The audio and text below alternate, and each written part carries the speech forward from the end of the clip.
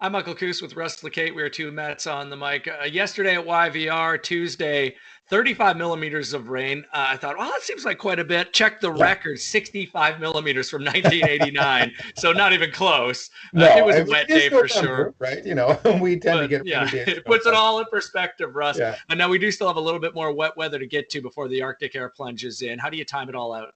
Yeah, it was interesting what you touched upon yesterday, Michael, that it was, unlike a typical system where we get these huge variations in how much rain hits the North Shore and how much hits the southern suburbs. White Rock was about 35 millimeters yesterday, the North Shore about 55. Now, Mhm. that's not an order of magnitude different. It was quite wet everywhere. I think today it might be between 10 and 30 millimeters of rain with a little more of it towards the North Shore. So it's not storm warning worthy, but I do see wet conditions this afternoon into the night.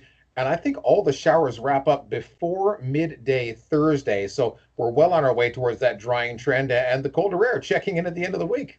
Well, and that's just it. It looks like that Arctic high pressure builds in a little quicker, pushes the Arctic front farther to the south. I would say, I agree with you. Around midday, could even see some sunny Yep. breaks in the afternoon. It will be windy on Thursday as Yep. that Arctic air plunges in. And we could see a little bit more wind lingering into the early part of the weekend. What's your take there?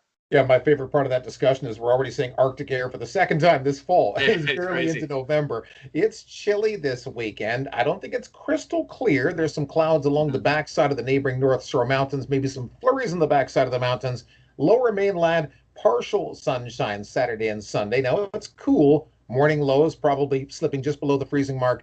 Daytime highs about 7. I don't know how you feel about that forecast early next week, but there is leftover cold air and it's not completely dry. No, and that's interesting. It looks like as early as Monday afternoon or evening, we could see some showers or even some high elevation mixed precipitation. Well, watch out for that. The Yeah. latest model runs that are just coming in now are pushing that system away quickly. And instead of bringing us in more moisture, keeping it a little drier next week. Okay, well, here's hoping. I'd like to stay dry. All right. Thanks, Russ.